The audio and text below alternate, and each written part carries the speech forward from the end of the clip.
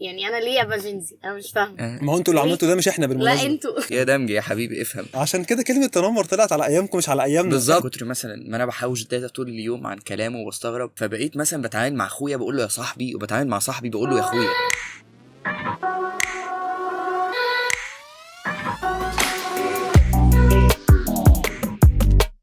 مساء الخير وحلقة جديدة في برنامجنا عدي يومك. وعشان دايما الرأي والرأي الآخر مهمة عندنا جدا في عدي يومك، النهاردة معانا الجيل اللي خلاني عمو، الجيل اللي خلى واحد ما شاء الله الله أكبر فطولي ماشي في الشارع بيقول لي عمو هي الساعة كام. الجيل اللي بقى عنده اعتراض على كل مصطلحاتي وبقى عنده اعتراض على كل الحاجات اللي احنا بنسمعها وبنشوفها. النهاردة معانا فنانين المستقبل محمد البغدادي وسمية عصام، منورينا جدا جدا جدا. نور يا استاذ. اهلا وسهلا. أهلاً اهلا وسهلا. هنبداها استاذ وعمو من دلوقتي من اول الحلقه. استاذ وعمو، كنا عملنا حلقه عن عدي يومك مع الجينزي اللي هو حضراتكم. انت يمكن ستايلك اكبر شويه من الجينزي، بس انا عارف انك عندك 20 سنه. سمية عندك كام سنه؟ 20 سنه. 20 سنه ما شاء الله. انت شكلك بقى اصغر كمان شويه من 20 سنه. كل الناس بتقول لي كده. فالحقيقه مش عايز اقول ان احنا جلدناكوا شويه في الحلقه، بس اتكلمنا على الستايل اللي احنا فجاه شفناه، الشوزات اللي قد كده، البناطيل الوايد ليج وي وي وي من الحاجات اللبس. فاحنا النهارده جايين عشان نسمع الرأي الآخر، نسمع انتوا جيتوا اعترضتوا على ايه، شفتوا ايه، حبيتوا تغيروا ايه، وازاي. المايك معاكوا، انا هقف اتفرج في الحلقة دي. ماشي. احنا في الاغلب بالنسبه لنا عامه يعني ما عادي قشطه. احنا القديم مش كل الحاجات اللي فيه وحشه، بالعكس معظمها كويسه بالنسبه لنا. بس احنا برضو لينا يعني عامه حاجات كتير قوي احنا بنعملها ممكن تكون بالنسبه لكم انتوا غريبه. انا يعني معاكي في زي اللبس- ايه؟ في اللبس مثلا في حاجات بالنسبه لنا احنا جديده تمام، في حاجات برضو القديمه احنا تمام ما عندناش اعتراض قوي عليها، بس في حاجات برضو غريبه بس احنا لا، يعني احنا عادي. طب زي معلش احنا بنلبس ايه غريب؟ طالما بقينا احنا وانتوا يعني الجيل اللي قبلكم. اقول لك على حاجه، معلش انا اسف، يعني هتردي على السؤال حالا. احنا بنلبس ايه غريب؟ بس انا افتكرت حاجه، يعني اللي قبلي السيدات مثلا اللي في الجيل بتاع امهاتنا كان في حاجه اسمها اوبليتات. انا لو قلت لكم يعني ايه اوبليتات محدش هيفهم. انا مش فاهمه. الاوبليتات دي كانت حاجه بتتلبس تحت بس اللبس عشان جمعتها. تعلي الحاجات. جمعتها. فاحنا مثلا كنا معترضين على ده، فده اتغير. انتوا كانت موجودة معترضين على عندكم ايه؟ يعني. عند اللي قبلنا. بس هي اصلا اوريدي يعني لسه موجوده دلوقتي في بدل او حاجه بقى. ماشي. بس طب في انتوا المطلق مثلا احنا بنلبس ايه غريب؟ نرجع لسؤالنا. قمصان الوان غريبه. تحس ان الراجل اللي قدامك موظف، مش خارج يخرج. صح. هو مش انت بقى مش رايح فرح، انت مش بتخرج، انت مش انت موظف، انت رايح تشتغل. عشان الكراهات والمقلب. معاك كمل. طب يعني احنا لو غلط تلاقي مثلا حد 40 سنة 30 سنة بيلبس تيشيرت وبنطلون عادي، الوان احمر اخضر اصفر. صح. حلو. اشمعنى بقى؟ طب ما ممكن تخليك تلبسها بقى زي أصفر ما انت على أحمر موظف. عادي. ليه؟ لان انت بتحب ان انت يبان بقى شكلك ملفت. زينا. حلو قوي، يبان شكلك ملفت زينا. عجبني الجمله دي. خلينا نقول يعني اللبس اللي احنا بنروح له للاوفر سايز القوي، يعني انا عايز اسميه اوفر سايز. انا مش بشوف اوفر، انا بلبس اوفر سايز على فكره وبحب الاوفر سايز. بس معايا واحد صاحبي نفس مقاسي ونفس جسمي بالظبط. لو انا بلبس مقاس هو بيلبس دبل المقاس عشان هو بيحب، هو مسميه ده الاوفر سايز، بس هو اوفر سايز. يعني احنا بنلبس ده وبنلبس الكوتشيهات اللي قد كده عشان نبقى ملفتين. ده الهدف من هذه الموضة. لا هي اصلا بداية الموضة دي كانت يعني لما لاحظت يعني الموضوع انا بلبس كده وبلبس كده في نفس الوقت. فبداية الموضة دي في امريكا الناس اللي بتغني راب هناك حبيبي تلاقيها دايما برافو. بالظبط. صح جميل. امينيم والناس دي يعني كانوا خليهم بيلبسوا كده مرحرحين كده. بالظبط. فلما كده اصلا يعني الموضوع ده، موضوع الاوفر سايز موجود من ايام 2013 و2012، بس كان محدود لفئة معينة اللي هي فئة الفرق اللي هي بتغني راب. حلو. تحت الكوبري ومش عارف فين في حتة كده غريب. ومين بيدس مين بالظبط. ما كانش فيه دس على ايامها بس تمام.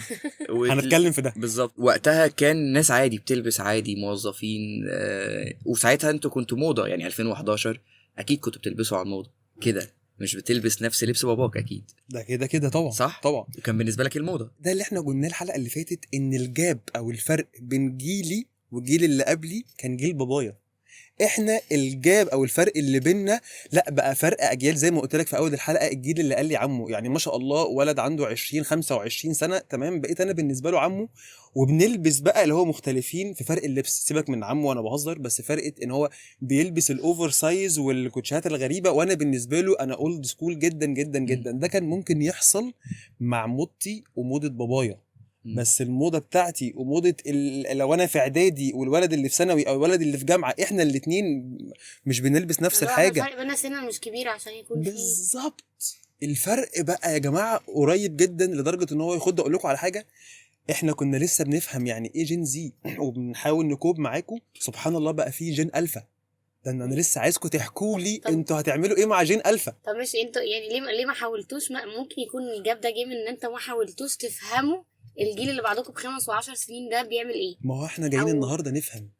انا عايز افهم الجيل اللي بعدي ب10 سنين بيعمل ايه. انا اسف على التاخير والله، بس جيت. هي بسبب ان الدنيا بقت اسرع. الموضوع ان احنا قاعدين ففجاه فجاه دلوقتي في براند عمل تي شيرت مثلا مقطوع من هنا مثلا.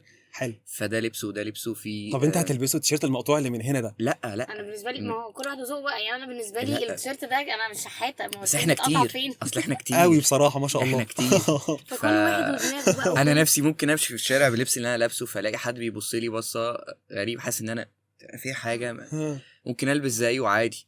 انا فاهم قصدك، بس انا بتكلم في حته الاوفر سايز جت ازاي. حلو. هي جت من بدايه انتشار بقى الناس اللي بتغني راب قوي بقى، وبدينا نسمعهم قوي، فبقينا دول بالنسبه لنا شباب ملهمه وشباب زيهم زينا.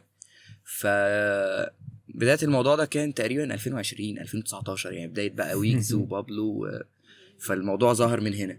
يعني الموضوع الاوفر سايز لما شايف نجم انا بحبه طالع بيغني، فانا عايزه اقلده بقى في لبسه وطريقه كلامه. انا شايفه بالنسبه لي شخص ملهم، فعايز البس زيه حقيقي. فهي جت بقى من هنا. فده الموضوع يتطور مع البراند والتيك توك والناس اللي بدأت بقى ايه تاخد الموضوع لسكه تانية.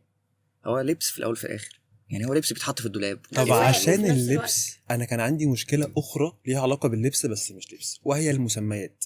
تمام. طبعا هي مسميات كتير، يعني احنا اتكلمنا في فكره اللبس وعرفنا اللبس الاوفر سايز جه منين والكوتشات الكبيره جت منين، وانا مقتنع جدا بكلامك. وده ابتدى يتطور نظرا للنجوم الكبار اللي بيعملوا ده، فطبيعي هم قدوه، فطبيعي الناس بتقلدهم. ده انا مش معترض عليه.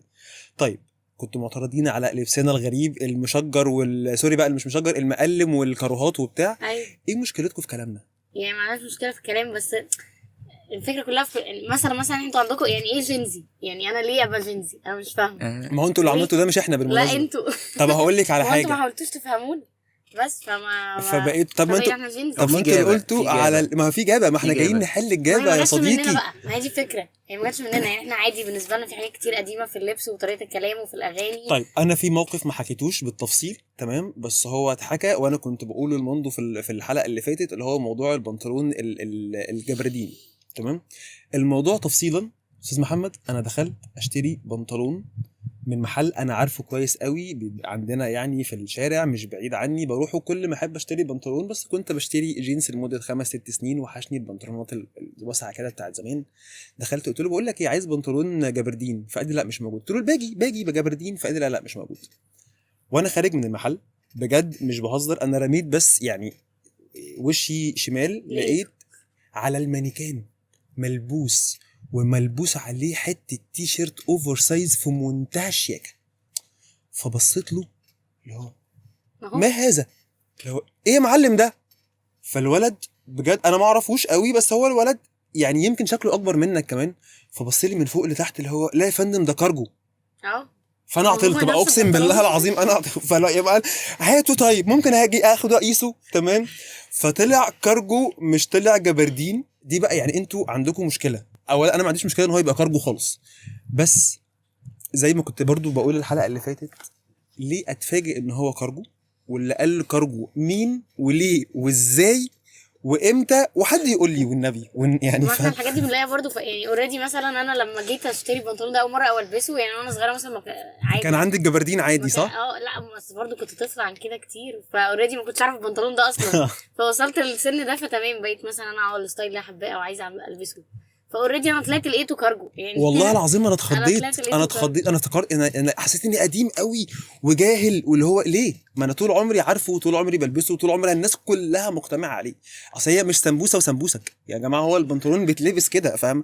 فبدل ما كان جبردين وباجي وبتاع بقى اسمه كارجو. خدي بقى من ده كتير في كل المجالات، كل المصطلحات. في الحلاقه، في الكابوريا ما اعرفش بقى اسمها ايه، تقريبا بقى اسمها مولت. في الشتايم انا عرفت دمج و13 وشكين، انا عرفت كميه مصطلحات الحلقه اللي فاتت. فانا عايز وتوكسيك وكده. بس كلمني عن المصطلحات، كلمني عن اللبس، كلمني عن المصطلحات قد ايه مفيده، فهمني. بص، هي المصطلحات دي احنا بنلاقيها، يعني مثلا هي بتبقى على نظام ايه، يعني دمج ده اللي نعرفه عنه ان هو شخص في المدرسة، شخص ما بيعرفش يقرا ويكتب، شخص مش زي الناس الشاطرة يعني، فشخص 5%. 5% يعني شخص 5% يعني شخص تعبان. شفت مثلا دفعة تعبان. 30 واحد، ما هو دفعة عن- مثلا 30 واحد لكلية معينة، مش فبيقول لك في الورقة ان دفعة دوك 30 واحد. اه هم على ايامهم دفعه 30 واحد. ازاي بجد؟ احنا دفعتنا والله 30. انا دفعتي عامه، فاكر احنا كنا كام؟ 31. فمثلا 30 واحد فيهم شخص 5% اللي هو مختلف عنهم، مش مختلف اللي هو بيلبس مختلف او طريقة كلامه مختلف ان هو سوري يعني عنده اعاقة، فهمه بطيء، عنده حاجة غير الناس اللي موجودة. طيب اسمح لي ارد عليك في الحته دي وهسيبك تكمل موضوع المصطلحات. بس موضوع ال5%، انا عايز اقول لك ان يعني صحاب يعني الهاند كاب او اللي عندهم اعاقه ما، ده كان في قانون اللي هو قانون التوظيف، كان اللي هو لازم دول بيبقى عليهم عدد معين او نسبه معينه يشتغلوا، فده كان اسمهم في الكشوفات 5%. فهل ده منطقي ان احنا ناخد من حاجه مصنفه نعملها شتيمه ودمج وافيه وبقى ناس عندنا في الدفعه يا جماعه احنا بعاد، احنا بعاد. ما هو بيبقى في مثلا انا قاعد مع واحد صاحبي فبحاول اشرح له يا حبيبي انت هو يا دمج. انت رايح مشوار في اكتوبر، ايه اللي وداك التجمع يا دمج؟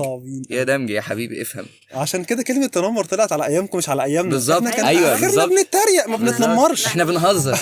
دلوقتي بقينا بنتنمر وفي قواضي وفي موضوع كبير قوي. طب مصطلحات ايه تاني او غير دمج؟ طيب عندنا مثلا توكسيك. لا توكسيك دي تمام، يعني توكسيك هي مش مصطلح، هي توكسيك ماشي يعني، هي ماشي. كلمه حقيقيه، بس كملي ايه تاني. مش عارفه مثلا انتوا عندكم كان في كراش ولا ما كانش في كراش؟ لا ما كانش كان على ايامنا ايه غير الكراش؟ مفيش راسه. كان ايه؟ كان ايه؟ الحته معجب. كان في حاجه لا جماعه مش فاكر الجماعة، يعني، بس جدع. انا مش فاكر صدقوا لما كان في كراش كان بيبقى اسمها ايه يعني، فاهم؟ ما هو الكراش اللي هو ما قبل اللي هو ما قبل أيوة. العلاقه وما قبل ان احنا نقول في اعجاب الاعجاب، من أول البنت نظرة. اللي انا معجب بيها. فالكراش انا هنفضل معاكي نقول ان كل- هي أيوة، بقت كراش. كلمه افضل ماشي حلوه. ايه تاني؟ يعني انا نفسي بستغرب، يعني مثلا من الاقي اتنين ايه؟ قول بيتخانقوا. لي كلمات جين زي استغربت عليها. بص من الاخر لو قعد يتكلم انا هعملها درويله، فدرويله بمعنى ان احنا هنخربها بمعنى هنبوظها. عشان انا حاسس ان انا يعني بقول المعنى والمعنى مش واصل. اصل الكلمه حاول اجيب قوي. الاصل. يعني انا لو حد في خناقه قال لي درويله انا هقعد اضحك وهسيب الخناقه. بالظبط. والله العظيم يعني لطيفه، كلمه ما ينفعش تتقال في خناقه. يعني طب جت منين؟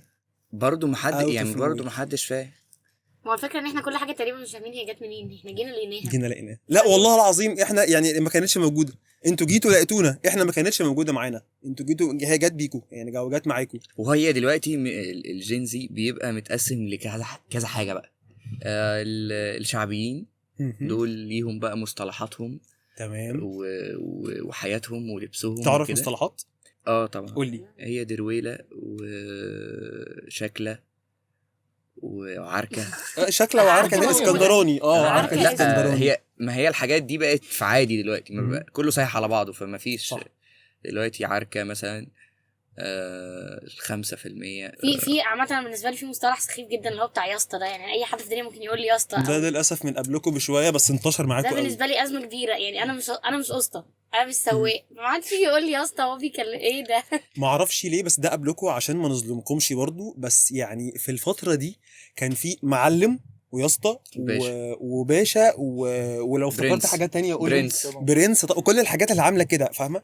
فاللي هو ما اعرفش ليه ما كناش يعني مندهك بشخصك اللي هو لا كان لازم يكون فيه ده كان تعظيم اللي هو انا بعظمك اللي هو انت المعلم الباشا بس مش عارف ليه يا اسطى بس احنا من كتر المعلومات يعني من كتر مثلا ما انا بحوش داتا طول اليوم عن كلامه وبستغرب فبقيت مثلا بتعامل مع اخويا بقول له يا صاحبي وبتعامل مع صاحبي بقول له يا اخويا. لعيب لعيب لعيب يعني لعيب والله والله يعني العظيم طول حلوة. النهار يعني طول النهار بقول لاخويا يا صاحبي رد عليا فاروح لاصحابي على القهوه انت اخويا أخويا ومش عارف وبتاع، يا فبدا في لعيب. لاج يعني في أخويا اسر دول. دخلت مش موجوده شهاده الميلاد اتقطعت واترمت. حلوة جدا جدا برافو عليك. الواحد يعني انا برضو شخص متمرد قوي في لبسي وفي طريقتي بس بحب ابص من بعيد قوي. حلو. بحب ابص من بعيد قوي قوي يعني شخص مش هتلاقيه بيلبس مع اللي رايح شايف حد لابس كويس فالبس زيه لا. فموضوع اللبس وموضوع المصطلحات ما ينفعش اقول اي حاجه يعني لازم تعدي الاول في مخي. احس بس إن مش فيها كله معنى. كده مش كله بيبقى كده يعني هو- الحلقة اللي فاتت سمعت شكين. انا ما عنديش مشكلة ان انا استخدم مصطلحات جديدة مم. بس في كلمة زي تبقى شكين فاهمها يعني تبقى فاهم ليه يعني ليه شكين مش فاكرها كانت والله العظيم ما فاكر معناها اصلا نسيته تصدقوا يعني مش فاكر بس يعني المشكله ان كمان الطبقات ساحت على بعض. يعني في كمان عندنا مثلا الطبقه بتاعت مدينتي والساحل وكده فدول لازم يتكلموا بطريقه معينه فانا مجبره ان انا عشان اعرف اتعامل معاهم اتكلم زيهم وانا اوريدي عادي يعني انا قشطه. لا وفي طبقه في النص كده محدش ارجعوا واخد لي باله. للطبقة دي ثانية واحدة. انت قلت لي كذا مصطلح من الطبقة اللي هي ايه اللي ممكن تكون تحت المتوسطة. قولوا لي ايه المصطلحات اللي هي الطبقة اللطيفة اللي انتوا تتكلموا عنها. ممكن ايه المصطلحات اللي ظهرت جديد. محتاج ان انا اجيب جوجل علشان اقدر اترجم يعني الموضوع بيبقى صعب قوي لازم تكون واخد كذا كورس عشان تفهم بجد. انا متخيل ان الحاجات دي عندكم باي ديفولت. انا متخيل ان انا جاي مش في اترجم كله منكم. مش في كله اصل انا بتعامل مع كذا طبقه فانا يعني مش جاي اتعلم انا يعني بتعامل ما بقاش دي حياه. جين زي بس ده بقى الجين زي نفسه متقسم طبعا طبقات. بالظبط وفي طبقه في النص سايحه على بعض طبقه ده بقى مدينتي. ده كلنا مدينتي عايزه تنزل للطبقه الشعبيه فاللي الطبقه الشعبيه ده قاعد مش لاقي شغل قاعد مش لاقي شغل فيلا روح بقى الشيخ زايد هتاكل عيش هناك تلاقي واحد مثلا غني فتعالى علمني بقى عوجة البق دي وتعالى امشي معايا بقيت الناس اللي اعرفها في حياتي امشي معايا عشان انا ابقى مختلف. يعني انا بابا ربنا كرمه والدنيا في حياتي كويسه وبلبس كويس معايا كل حاجه تخليني بني ادم كويس بيتكلم كويس فانا اروح جايب نفسي اتعاملت مع حقبه من الناس او مجتمع معين اجيب كاركتر اقول له انت خلاص انت هتمشي معايا انت خلاص انت بقيت صاحبي وهو مش فاهم هو بيتعامل عادي يعني هو بيتكلم كده عادي ما هي بالظبط. وهو دلوقتي بتلاقي بالنسبه لو دخل في المجتمع ده تلاقيه هو اللي غريب. هي عوجة اللسان بقت موضة وعوجة اللسان بقت ترند ويا صاحبي ويصدى وصلك ايه مش ضروري يبقى هو متربي كده. للأسف الناس بقت مش عايز اقول تصطنع ده بس بيحصل ان هو يعني ده مش الحقيقي بتاعك. يعني هو مش هقول لك ان هو متربي كده او اهله كده او حتى اتعلم ده من المدرسة. هو شايف ان ده بقى الترند او شايف ان هو كده بقى كاريزماتيك او كاريزما او شايف ان هو كده واد جامد وبتاع. فدي بقت المشكله. فبقت طريقه الكلام او يعني البودي لانجوج وكل اللي بيحصل ده بقت كمان مصطنعه. مش فكره ان احنا كمان بس بنسافر نصطنع ده. وما انا كنتوا الاثنين ما شاء الله عليكم فنانين المستقبل. انا معايا واحده من يعني من اعظم اللي بيلعبوا كلارنيت سمعتوهم في حياتي. انا بحب اسمعك جدا جدا جدا وما شاء الله عليكي صوتك مميز. يعني لما بسمعك انت بعتلي كام تراك لما بسمعهم في العربيه ببقى عارف ده انت ولا مش انت. بقى ليكي صوت ما شاء الله. فهتكلميني في المزيكا من زمان لحد دلوقتي. وما تنسيش السؤال عشان معانا النهارده برضو من اشطر الممثلين اللي موجودين ان شاء الله فنان المستقبل. يعني ان شاء الله ان شاء الله ان شاء الله يعني اتفرج لك على اعمال كتير عظيمه. هتقول لي كنت بتشوف زمان الافلام عامله ازاي والمسلسلات يعني مرورا بجيلنا مرورا بالجيل مش هقول الجيل الجديد جيل كنتوا بقى. فنبدا ليز فيرست باستاذه سميه. ماشي انا اوريدي يعني انا مثلا دخلت المعهد عندنا مش عارف ناس كتير ما تعرفش الموضوع ده بس في الاكاديميه عندنا احنا المعهد من اعدادي او من ابتدائي كمان على حسب كل مرحله ليها آلات معينه. تمام. انا بالنسبه لي انا قبل ما ادخل المعهد انا بابايا اساسا اوريدي يعني بحكم العيله وكده عشان احنا عيلتنا فيها فنانين فهو بيحب المزيكا جدا. حضر حفلات كتير لأم كلثوم. بابايا مش صغير يعني هو كبير في السن شويه عنده دلوقتي 63 سنه تقريبا ما شاء الله. فهو حضر حفلات لوردة حضر حفلات يعني كده. فاحنا طلعنا من وانا عندي 5 سنين من وانا اوريدي عندي 5 سنين هو ايه بسمع كل حاجه بسمع كل القديم وبسمع كل حاجه، لان هو اوريدي انا طلعت لقيت بابايا بيقعد جنبي ممكن يشغل اغنيه لام كلثوم المقدمه بتاعتها ربع ساعه قبل ما تبدا تتكلم، وهو قاعد بيسمعها وبيطلع كل نغمه في آلة وبيقول لي بصي شفتي دي، بصي السولو ده كده، ويسيب الاغنيه خالص وينسى ان ام كلثوم داخله تغني اصلا وقاعد بيسمع. ما شاء الله. فانا اوريدي طلعت لقيت ده انا واخواتي. انا عندي اخت اكبر مني بسنه ونص وعندي اخ صغير بس لا ده لسه يعني 13 سنه ما شاء الله ربنا وفي يبارك. كبير خالص برضو اوريدي يعني هو بيمثل بس. فانا طلعت لقيت ده، فلما يعني ما كنتش اعرف بقى الاكاديميه في آلات كتير ما كنتش اعرفها، اوريدي احنا هنا في مصر للاسف الثقافات واقفه في حته معينه، يعني مفيش حد يعرف الآلات يعني ما عدا الآلات اللي هي الشعبيه، يعني مثلا البيانو الكمانجا الحاجات دي الناس العود في حاجات كده اوريدي كل الناس عارفاها، بس في ناس مثلا بتقول على الكمانجا بيانو لو شافتها عادي يعني ما يعرفوش الفرق عادي. فانا لما دخلت المعهد ما كنتش كان عندي مثلا ازمه مع آلات النفخ، ما كنتش اعرف ايه دي، يعني مثلا كان الفكره كلها، وحتى الناس في ناس كتير ما تعرفش الموضوع ده. يعني دخلتي المعهد كنت لسه مش عارفه الكلارينات بالظبط اصلا أوكي. في ناس كتير ما يعني عارفه الكلارينات ان هي ايه بتاعت حسنو وغسان يعني حتى الفكره، ودي حاجه اصلا دي حاجه تانية خالص، ناس كتير ما تعرفش المعلومه دي بس انا عارفه ان انت عارف يعني بس. فانا دخلت المعهد ما كنتش اعرف، لما دخلت احنا المعهد عندنا مثلا بيختاروا مين بيعزف آلة ايه مش عارف ايه، فبيختاروا على حسب الصابع على حسب حاجات كتير، بس ده بعد ما بيتاكدوا ان الشخص اللي قدامهم بيسمع كويس ودنه حلوه مش عارف ايه. فدخلت كلارينات وانا ما اعرفهاش اصلا، فحبيتها بناء على ان انا بدات اسمع كتير، بدات اشوف كتير، بدات اشوف مين بيعزفها ازاي، اسمع الناس اللي المفروض هما كانوا احسن ناس بيعزفوها وهكذا. فلقيت ان برضو هنا في مصر مفيش حد يعرفها، الاوبرا بس هي اللي شغاله في حته معينه. مفيش ناس بتروح، لو روحت حضرت حفله في الاوبرا هتلاقي واحد عنده 70 سنه روسي مثلا قاعد بيتفرج عادي، قاعد في مصر بالغلط اصلا. فمش هتلاقي حد يعني الجمهور هي كده، يعني هو ده الجمهور، يا اما حد قريب حد قاعد بيعزف جوه، يعني هي بتبقى كده. وممكن حد قريبه اصلا ما يجيش عادي، يعني هو ايه اللي انتوا بتعملوه ده، مش هيجي اسمع، اللي قاعدين مش فاهمين. ممكن يبقى في مثلا باليه وناس بتعزف تحت في الحفره، هم شايفين الباليه ده ناس بتشيل بعض وبترقص. بما انك من الجنزي ورايك ده في المزيكا والكلارينات، ما حسيتيش انك جريئه زياده انك تختاري الكلارينات؟ خليني اسالك السؤال بطريقه تانية، شايفه ان الكلارينات آلة بتستخدم في مزيكة الجنزي او المزيكا اللي احنا بنسمعها؟ هو الموضوع ما كانش كده، لان الناس دلوقتي بتعتمد على البيت وان طبعا احنا التكنولوجيا خرقت الواقع بقى عندنا الاي في حته تانية، فمش محتاجين اللايف قوي. صح. بس كل حاجه في حياتنا لحد دلوقتي احنا ما نقدرش نستغنى في موسيقى تصويريه وفي حاجات كتير قوي. بعد ما الملحن او المؤلف يالف هو مضطر في الاخر ان هو يلجأ لمين؟ للناس اللي بتعمل ده بروفيشنال وبتعزف ويسجلوا ويعملوا الكلام ده. فاوريدي الناس بتسمع، ممكن تبقى قاعد تتفرج على مسلسل فيه موسيقى تصويريه جامده جدا، يعني في مسلسل اسمه حكايه بنات تقريبا، اللي هو كان فيه صبا مبارك عارف حكايه بنات. فالمسلسل ده مثلا الموسيقى التصويريه بتاعته جامده جدا جدا، بس وفيها صولات فلوت مثلا، في ناس كتير في مصر ما تعرفش الفلوت. انا قاعده بس اتفرج على مسلسل. انت على فكره بقالك شويه بتظلمي الناس الكتير اللي في مصر، ناس كتير ما تعرفش الكرنت وناس كتير ما تعرفش الفلوت. لا على فكره الناس الكتير عارفين يعني اللي لا هو بصي احنا يمكن فنانين، فاحنا معظم الناس اللي بنقابلها في حياتنا اصلا اوريدي عارفه لا الآلات. والله بحس ان اكيد الناس على الاقل عارفه البيزكس، يعني معاكي ان حد ما يفرقش بين الكولا والناي ومش عارف والمشتقات، بس على الاقل لو شايف هبقى فاهم الفكره. لا ما هو انا عندي ازمه كبيره قوي مع ان انا الاقي حد بيقول لي بتعزفي كمانجا، انا ما بعزفش يا جماعه، انا بنفخ، انا بلعب الاله اللي كان فابدا اشرح بقى ازاي. انا عارفين شفيق بتاع سبونج بوب هو كان بيعزف كلارينات وايه بقى. استني لا لا لا لا, لا مش وايه بقى انت لما بتيجي تدي مثال اشرح بالظبط. احنا وصلنا لسبونج بوب، انت بتعزفي ايه؟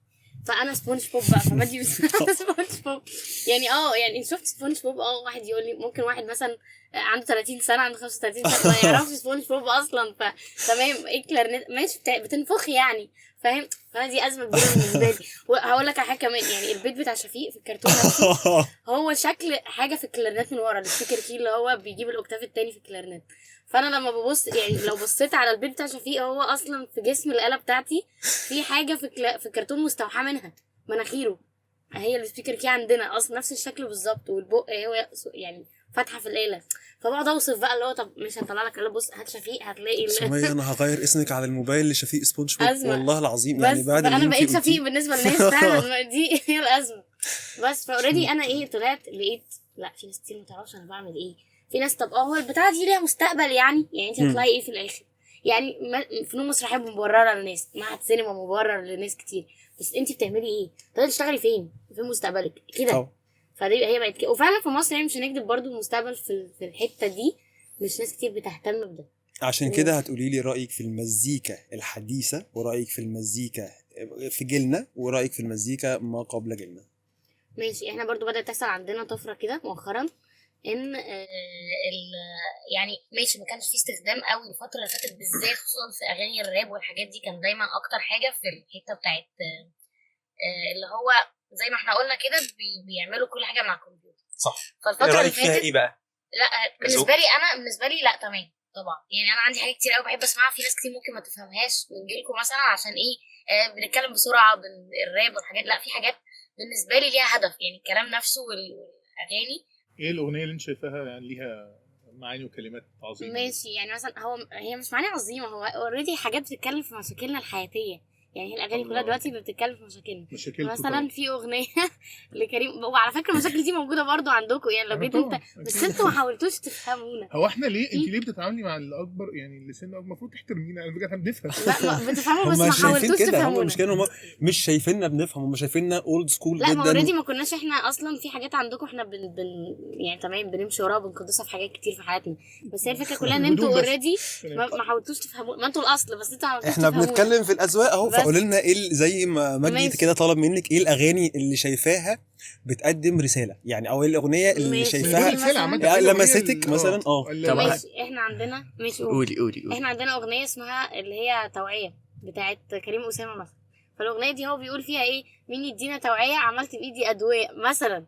ايه بيقول مين يدينا توعيه توعيه يعني موعظه، بس مش ده المشكله. موعظه مثلا تمام عملت بايدي ادويه. فهو عايز يقول ان هو مفيش حد اداله النصيحه، فهو ايه داوى نفسه. يعني هو قاعد مع نفسه كده داوى نفسه بالظبط. في ان هو مثلا بيقول ايه بحبك من شارع رايح بس مش راجع. هو عايز يقول ان هو بيحبها بس ماشي في طريق وهو مش عارف يرجع منه، وهي اوريدي يعني عايز لو حد سمع الجمله يفهم ان هي اذته تمام. فاوريدي تسمع الكلام في وراه سب تكست. هو كان ممكن يقول الكلام ده بطريقه عاديه جدا يقولوا اصلا حاجه تانية، بس هو عايز يبين لك ان انا يعني انت لما تسمعها تفهم ان هو قصده حاجه تانية زي اللي انا لسه قايلها دلوقتي. يعني هي الفكره كمان ان انا ما بقيتش اخد ليركس الكلام زي ما هو بالزبط. انا بقيت محتاج افكر في بين السطور للاغنيه. ليه هقول لك انا ليه. ما هو بيجيب مصطلحات او حاجات جايه من ناس عايشه. لا يا جماعه الدنيا ابسط من كده. عدوا يومكم بقى، بجد عدوا يومكم، الدنيا ابسط من كده. يعني هو بيجيب مصطلحات من الشارع. يعني انت عمرك مشيت في الشارع لقيتي واحد بيقول انا بحبها في طريق رايح ومش راجع يا جماعه؟ يعني عمرك شفت يقول كده في حياتك؟ لا ماشي. ويقعد واحد يقعد انت عارف لو حد قال موضوع التوعيه وان هو بيعمل فيديو ادويه ده هيتسجن. حد كده بيهزر في قهوه توعيه ادويه وحتت. هقول لك فكرت فيها هقول لك ليه. ببساطه انا دلوقتي بسمع اغنيه مثلا لفنان معين مش هقول اي اسم، فبسمع الاغنيه دي دلوقتي وانا عندي مشكله الجيل الاكبر مني ممكن ما يفهمهاش لان ما مرتش بيه. مثلا زي اني نازل وسط اصحابي فمعيش فلوس فعشان البيت مش حاسس بيا فالموضوع انا هسيب الناس اللي في الاستوديو. انت متخيل انت دي مشكله. انا اسف مش قصدي انت مش هقول بقى كجنزي بس انت فرضت على اي اساس ان اللي قبلك ما مرش بالمشاكل دي اضعافها. مش المشكله الماديه باي مشكله انت لان انا باجي اشتكي لك مثلا كحد اكبر مني صاحبي بقى. ايوه بالظبط صاحبك اخوك ابن عمك ابن خالك عادي. فباجي اقول له يا عم هدي انا مش عايز انا عايز حد يفهمني. بالظبط عايز حد يفهمني فعشان كده بسمع ما ورائيات الكلام خالص. هي بقى دي الفكره. احنا انت والله العظيم انت خلصت زيتونه الحلقه كلها في البقين دول تمام. انا لو اقدر يا مستر زيكا لو سمحت الحته دي بقت اهم حته في الحلقه مش هطلع فاهم بجد. هي الفكره فازاي تعدي يومك مع المواقف اللي انت شايفها سيئه جدا بالنسبه لك. ده خد بالك احنا ساعات بناخد النصيحه من واحد في سننا، مش ضروري خالص خالص خالص ان هو يكون اكبر منك تمام. وانا مش معترض خالص على فكر الجين زي، بالعكس انا بحترم دماغهم جدا. الجيل ده بنسبه كبيره في منهم يعني بنسبه ذكائهم لا اكتر من جيلنا بكتير. التكنولوجيا مسببه نوع من انواع الذكاء اللي بيستخدمها صح، لانها بتسبب برضه غباء للي بيستخدمها غلط، ما بيبقاش عارف يعني يحسب 1+1 فبيطلع كالكوليتر. فاللي بيحب يستخدمها صح بيستخدمها، والذكي فعلا بيستخدمها يعني، او بيبقى اذكى بسببها او اذكى معاها. بس الفكره كلها زي ما انت بتقول، انت دلوقتي عشان اللي قبلك او الاكبر منك شاف مشكله عندك فقال لك عدي يومك او عديها زي ما انت بتقول، هو يا معلم عادي دي مشكله صغيره عديها، فانت شايف ان هو ما مرش بالمشكله دي. لا بالعكس، هو عشان مر بالمشكله دي وكانت من اكبر مشاكله وتعدت ومر بيها تاني وتصلحت ووقع فيها تالت، ومش هو بس، هو والناس اللي حواليه. ما هو انا مش بحكم يعني على الاكسبيرينس بتاعتي انا بس في حياتي، زي ما قلت لك انا بحكم انا واخويا وصاحبي وابن خالي وابن خالتي وعمتي والناس اللي معايا في الشغل، كل دول مروا بمواقف. فانا يعني بشوف مواقفي ومواقف الناس اللي حواليا، مفروض بقى ان انا باجي انقل لك خبراتي، اللي هو مش بس، ما ينفعش اقول لك ايه اعمل ده، انت لازم، انت معكش فلوس لازم ما تصرفش، مش لازم تعمل ايه. انا هقول لك بس مش الحلول من وجهة نظري، بس هقول لك انا حليتها ازاي وغيري حلها ازاي، وانت بما انك بني ادم راشد عاقل بالغ تاخد الحلو من كل تجربة، او تاخد المفيد ليك من كل تجربة، او المناسب لتجربتك دي وتحله. انا ما ينفعش اقول لك انت هتحل مشكلتك انك تعمل ده دلوقتي حالا، غلط. فاهم؟ انت ممكن تكون تجربتك مختلفة او تفاصيلك مختلفة. فالفكرة ان احنا جايين النهاردة بنوري الناس وجهة النظر الاخرى، بنحاول نساعد الناس ازاي نعدي مع مش بقى هنقول الرأي الاخر، الجيل الاخر. وزي ما سألنا سمية عن المزيكا واختلافها بين الاجيال، بما انك انت الممثل الشاب الصاعد بالنسبه لنا، واكيد شفت مسلسلات كتير وافلام كتير، وعارف اكيد من جيل اسماعيل ياسين للجيل بتاعنا للجيل كمان الجديد اللي ما بقاش بقى اسمه جين زي كمان، لا هو كبر شويه بس لسه في اجيال كمان هتطلع. قول لي شايف ايه الفروق، ايه الاحلى، ايه الاوحش، ايه التكنولوجيا، ايه اللي مش عارف ايه. عايز ابتدي بس اقول ان انا بدرس في المعهد العالي للفنون المسرحيه قسم تمثيل واخراج. ما شاء الله. فعندنا بنمثل شخصيات اسطوريه من قبل الميلاد، بتجسد الشخصيه دي. فبالنسبه لي ده لو مش جيمسي بقى ولا 30 سنه ولا 40 سنه. فبشوف الفرق بقى من ان انا اعمل اديب فاخرج اعمل شاب عادي بيشرب سجاره من ورا اهله. فبشوف التناول بتاع المشاهد بقى. انا بحكم مش ان انا بمثل كده لو جالي ايه همثله شغلتي. فبشوف الاراء بتاعت الناس، هل الناس دلوقتي يعني بالظبط كان بالسلب او بالايجاب، لان احنا عامه كفنانين يعني عندنا النقد ده اهم من اللي احنا بنعمله بالظبط، عشان الناس نعرف نفرق بين الحلو والوحش ونقلده او نعمل وفي الاول وفي الاخر انت بتعمل حاجه للناس. فهتكلم بقى من وجهه نظر كمشاهد للحاجه. احنا دلوقتي بقينا متفتحين قوي، نتفرج على مسلسلات تركيه واردنيه وحاجات كتير قوي، صح جدا. وبنتفرج على حاجات قديمة وبنعرف نقول نقد بناء ونقد وحش، وبنعرف نقول الحاجة دي كويسة قوي وفيها تفاصيل كذا. تلاقي واحد مش دارس إخراج مش دارس أي حاجة فبيقول الفيلم ده فيه 1 2 3 4 من كتر ما اتفرج وشاف من كتر ما اتفرج ويعني هي مش شرط علشان احنا جيل جديد نلبس اوفر سايز بنتكلم مصطلحات غريبة فاحنا نتفرج على حاجة بنفس اللي احنا بنعمله. احنا ممكن نتفرج على قضية مهمة زي مثلا اخر فيلم كان البحث عن منفذ خروج السيد رامبو. كان فيلم عن كل ده اسمه فيلم لا انا اتفرجت عليه شفت ده شاب عادي من الناس الشباب عامل فيلم حلو قوي اتعرض بره وغريب وجديد الحقيقه بالظبط. يعني صدمني مش هقول لك اتخضيت فاحنا بقى بنحب نروح للحاجه دي بنحبها قوي بنحبها جدا.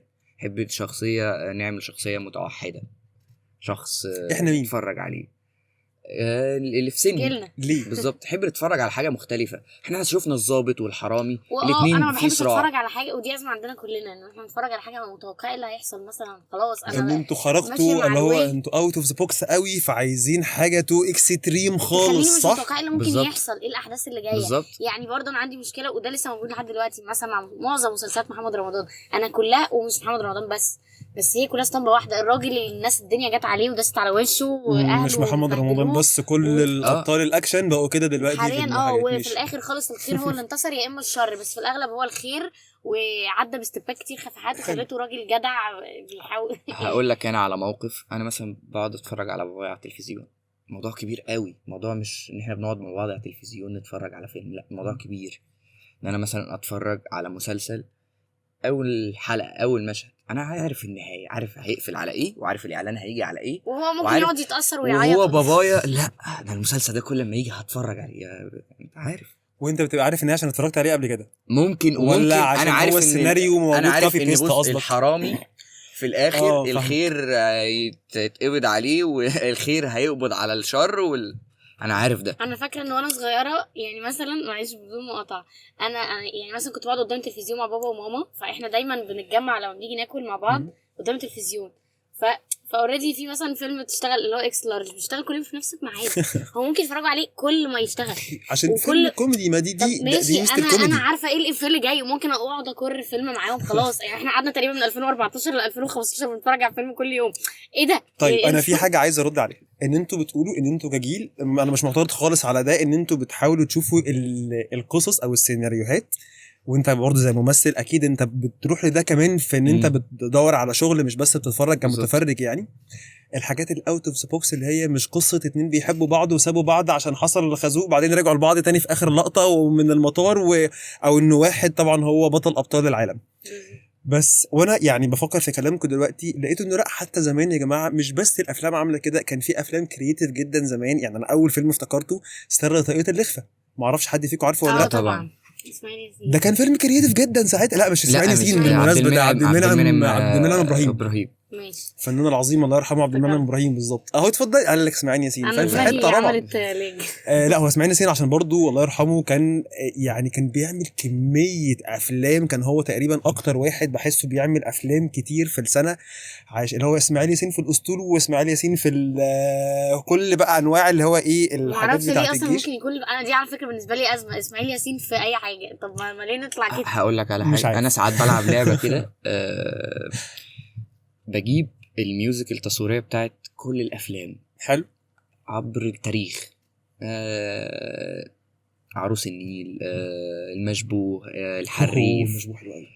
هنشنوده فبجيب ربنا كل يديله ده. الصحة. فبكون قاعد مع واحد صاحبي مش فنان، مش بيمثل مش بيغني مش عارف اي حاجه، وقاعد على روتانا سينما اتفرج عليها ومر على الحاجات دي. بيلبس اوفر سايز، بيقول مصطلحات برضه، بيلبس كوتشي. عارف ده.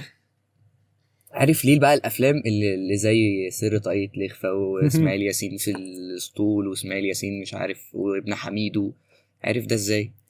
بان هو شاف واتفرج وجرب، لانه هو ما اعترضش. هنا متفتح بقى ان هو يشوف، مش بيشوف الحاجه من بره ان هو ده ابيض واسود. انا حبيتك جدا في الحلقه دي بجد؟ والله العظيم حبيتك جدا جدا. كلامك يعني انا مش هقول لك ان انا كنت متوقع ان الاقي هجوم او ردود فعل من الجنزي، لا بالعكس والله انا كنت متاكد ان انا هقعد قاعده افهم فيها شويه حاجات ناقصاني. بس الحقيقه كلامك يا محمد وكلامك يا سمية طبعا خلاني احط الجنزي في حته انا ما كنتش حاطه فيها قبل كده. فاهم؟ فهمت شويه حاجات، فهمت ان هو لا عادي بيفكر زينا، وعادي بيعجبه الحلو اللي بيعجبنا زي الافلام القديمه وزي المشبوه وزي طريقه الاخفاء وزي مش بيدور بس على الاختلاف، مش بيدور بس على الحاجات الجديده، مش بيدور بس على الترند. انا اتبسطت في الحلقه دي بشكل شخصي جدا جدا جدا، فهمت فيها شويه حاجات. ان شاء الله مش هنتخانق تاني يا سمية في موضوع الاجيال والجنزي وبتاع، هنظبط. بس انا عايز او قبل ما اقفل، حد فيكم عايز يوجه اي رساله لاي حد عايز يقول اي حاجه؟ انا ممكن اقول انا بالنسبه لي يعني هي الفكره كلها في الاسم، بس دي حاجه حقيقيه بجد. ان يعني احنا مثلا عندنا ماشي، احنا بنبص على الجديد وما هو اوريدي ده بيتعرض قدامنا. احنا مثلا عشان يمكن انت اتعاملت مع 2 جنزي مثقفين او دارسين او كده، فهم فاهمين عبر الاجيال. بس انا فعلا بقابل ناس في سني هي بتمشي ورا الترند، بتمشي ورا اللي بتشوفه قدامها وبتقلده وبس. يعني اخويا الصغير، انا اخويا عنده 13 سنه، هو اوريدي مرتبط. يعني انا مش مرتبط، هو مرتبط عادي، وهو بيتفرج على كل حاجه ترندات وبيقلدها وبيقولها، وممكن يقول كلام يعني مثلا ممكن يلاقي ترند مش لائق ممكن يقوله يقلده عادي وما يعرفش ان ده غلط، وانا اقول له يا ابني لا. ما هو ده دوركم ودور الجيل اللي قبلكم. زي إن ما كنت إحنا لسه نوعي. بقول لمحمد، الاجيال دي لسه بنقول له عدي يومك ازاي. موقف حصل له وحش احنا بنقول له لا، ما ينفعش اقول له لا عدي وهيبقى تمام، او ما ينفعش لا، اقول لازم لك اقعد ابرر استرجل وهتعدي. لا مش واشرح هبرر، ما تفهميه عادي، فهميه ماشي. زي ما انت ممكن تلاقيه فاهمه. هو من كتر ما شاف ده قدامه خلاص ما بقاش بيفهم ده. طب ماشي، انا جيلي نفسي، انا نفسي معظمه 70% منه ما بيفلترش الحاجه، هو بيمشي وبيقلد وبيمشي ورا الحاجه، وده اوريدي بيحصل. يعني انا مثلا دي حاجه بسيطه مثلا. والفكره كمان ان حتى الجيل الاكبر مننا اوريدي معظمه عنده فكره ان هو مش هيفهم ومش هيبرر لينا احنا، اللي هو انتوا بتعملوا ايه ده، اي حاجه غريبه بالنسبه له مش هيحاول يفهم طب احنا وصلنا لها ازاي. يعني انا بابايا هو كبير في السن، ما شاء هو الله. اوريدي عشان ما حاولش يعيش مع جيلنا او مهم. يفهمنا. هو سافر اشترى ارض في الفيوم وراح قعد فيها لوحده مش عشان ما عايز يتعاملش مع يشوفكم. بشر يعني. فاهم؟ فاوريدي ده كده يعني. هو بجد راح اشترى ارض وتعتبرها البيزنس بتاعه، كان محامي، كان بيتعامل مع كل طبقات المجتمع، السرسجي والمحترم والبيزنس مان وكل حاجه. فهو شاف كل حاجه. فاوريدي لا خلاص شكرا يا جماعه، انا هروح اعيش لوحدي ومش هحتك ببني ادمين. لما بينزل بالعربيه القاهره بيحس ان مين دول، احنا فين، انتوا الغربة. بتعملوا ايه ده. كل حاجه بشوفها قدام السوشيال ميديا لو جيت اعمل معايا انا نفسي بيحس ان انا فيها حاجات غريبه ومش قادر يفهمها. انت ليه بتعملي كده؟ عشان بابا ربنا يديله الصحة قرر ما يعديش يومه معاكم، او قرر ان هو لا انا مش خلاص هعدي انا يومي، زهقت، انا مش خليني في يومي هعدي. بقى. خليني في يومي. حاول نعدي يومنا، يعني هنقول له روحي اتكلمي معاه. التواصل. بالتواصل انا اهو كنت عايز أهو. اقول حاجه طبعاً. صغيره، هي ال الزتونه في التواصل. انت لو جيت عرفت مني انا ليه بسمع ده، فهقول لك، فانت عشان لمست فيه كذا بالظبط. كذا، انت قولي بقى بالظبط. ساعتها رايك. فانت تمام. هتقول لي ام كلثوم، لا ده ام كلثوم قالت اللي هو بيقوله ده بس بشكل اسمع. رومانسي جدا طب ما تسمع وبتاع. بالظبط. فهي التواصل عشان نعدي يومنا بس. وقبل ما ننهي حلقتنا الجميلة النهاردة مع الجينزي اللطاف العسل، والله مش جينزي خالص، الحلقة زي العسل بجد. عندنا بقى جيل ألطف بكتير اسمه جين ألفا زي ما اتفقنا في نص الحلقة. مع انكم انتوا ان شاء الله من الاثنين، بما اننا فنانين فان شاء الله نبقى مؤثرين بعد كده في المجتمع ومؤثرين في السوشيال ميديا. ابتدوا من النهارده ووعوا الناس وقولوا لجين ألفا هم داخلين على ايه، انصحوهم كده نصيحة بسيطة وقولوا لنا هيبقى فيه اختلاف بينكم وبين جين ألفا ولا لأ. هبدأ محمد المرة دي، المرة اللي فاتت قلنا ليتس فيرست بسمية، المرة دي أبدأ محمد وهني بسمية. يا حاسس ان انا ان شاء الله لما ربنا يكرمني هكون سبب في اني ما خليش اللي قاعد ده غريب. يعني ما خليش الشخص اللي بيتفرج عليا ده غريب. انا بحكي حاجة وهو عايزني، وهو جوه حاجة تانية، هو عنده مشاكل تانية، فانا بحكي بقى في مشاكل انا الخاصة او مشاكل مش موجودة. فحاسس ان انا عايز اثر في الشخص، ما احسوش انه وحيد بس. وده اعتقد اللي بيعملوه دلوقتي الشباب الفنانين النجوم دلوقتي. فانا عايز برضو اعمل ده، واحاول على قد ما اقدر ان انا اقول له ما تتوهش، خليك مؤمن بربنا طبعا، واحاول ان انا يعني اعمل حاجة احسسه فيها انه مقبول في المجتمع، وان هو مصري، وان احنا عرب، وان في قيم وفي مبادئ وحاجات دي. ف طبعا لازم تعمل ده، اللي هو الصلاة والاحترام، والكبير ليه احترامه والحاجات دي. احسنت يا دي بس ده اللي انا عايز اعمله يعني. وحاجات بقى مختلفة يعني، اكشن بقى وكوميدي وبتاع، وما خلوش كده بس ما يزهقش بس. بالظبط يعني، عشان احسسه انه الدنيا حلوة يعني. هو ده. يا رب يا رب يا رب الدنيا حلوة يا طول رب. الوقت يا رب على كل الناس. استاذة سمية. ماشي. انا بالنسبه لي يعني اول حاجه طبعا ان انا زي ما قلت لك انا كان عندي مشكله كبيره جدا. انا اوريدي بفهم كل الثقافات والفن والحاجات دي لان انا اوريدي درست ده. يعني الكلاسيك ده اصلا حتى الجيل الاكبر مني ما لا يفقه فيه شيء. انا بالنسبه لي الفكره كلها، انا اخويا مثلا الصغير مثلا نحط المثال عليه عشان هو الجيل ده اللي احنا بنقول عليه، هو اوريدي عنده 13 سنه. فهو اللي بيشوفه زي ما قلت بيقلده. هو بيدرس معايا في نفس المعهد، بيدرس برضو آلة، بيعزف آلة. بس هو اللي بدأت ألاحظه إن هو زي ما قلنا بيمشي ورا أي حاجة. فهو مثلا بالنسبة له إنه يقعد يمسك الآلة ويذاكر أو يسمع أو يشوف ده صعب. لا أنا بالنسبة لي الطريق الأسهل هو اللي أنا ممكن أمشي وراه أو أعمله. فبيمشي ورا إن هو عادي إن هو مثلا لو عنده مشكلة مع صاحبته ممكن يفضل ماسك التليفون بيكلمها عشان خاطر هو دلوقتي عنده حصة بكرة لازم يعمل. لا أنا عايزة أحل في هنا. فأنا يمكن ماشي معظم جيلي برضو اللي إحنا لسه ستيل فيه ده لحد دلوقتي، إحنا برضو صغيرين عندهم نفس الازمات بتاعت اخويا الصغير اللي انا بشوفها قدامي دي. يعني معظم اللي انا بتعامل معاهم في سني انا ما بعرفش اتعامل معاهم بسبب كده. معظمهم عندهم نفس الازمات. صح. هم بيحطوا الفكره في ترتيب الاولويات في الدنيا. يعني انا الرقم 5 بجيبه رقم 1 نمبر 1 ان انا اتعامل معاه. ان انا عندي مشكله ممكن تكون هي اخر حاجه في اولوياتي عشان انا عندي حاجات لازم اهتم بيها. يعني الشغل اكيد اهم من الارتباط، اكيد اهم من حاجات كتير، مش هوقف ده عشان ده حاجات كتير قوي في حياتي. فاشوف ان مثلا لا انا احط المشكله دي نمبر 1 وعشان وحياتي تقف عشان عندي مشكله او مشكله شخصيه او ايا كان. بس فدي بالنسبه لي ازمه. الصغير ما ينفعش بقى الاقي حد في حد كبير فيها، لا الاقي الصغير لسه ستيل فيها، فانا اقعد قدامه اللي هو يعني لازم تحل، لازم لا دي في حاجه هنا اهم، يقول لي لا سيبيني ومش عارف كده. فبالنسبه لي ان انا اعرف اخلي اللي قدامي يعرف ازاي يتعامل مع مشاكله في حياته على قدها، ويدي كل حاجه قدرها وحجمها عشان يعرف يكمل في حياته او يعمل حاجه. بس شكرا جدا جدا. انا هقفل بكلامكم ده، مش محتاج اقول اكتر من كده. شرفتوني جدا جدا جدا النهارده. انا اتبسطت على المستوى وأنا الشخصي. كمان والله تاني في اخر كلامنا عن عد يومك مع التلاتيني او مع الجنزي، هي عد يومك يا جماعه مع التواصل. محتاجين نتواصل مع بعض اسهل من كده. الحياه والله العظيم بسيطه والحياه سهله، التواصل بقى هو الصعب. لو زي ما محمد قال النهارده عالجنا مشكلة التواصل بين الأجيال وبين الناس، صدقوني الموضوع هيختلف. أوعدكم هنتكلم في قصة التواصل بين ناس كتير ما لهاش علاقة بقى بأجيال، حلقة من حلقات عدي يومك. النهارده أنا انبسطت جدا بيكو ومع وأنا شباب كمان. النهارده. إن شاء الله معادنا في حلقة جديدة مع عدي يومك. شادي صالح.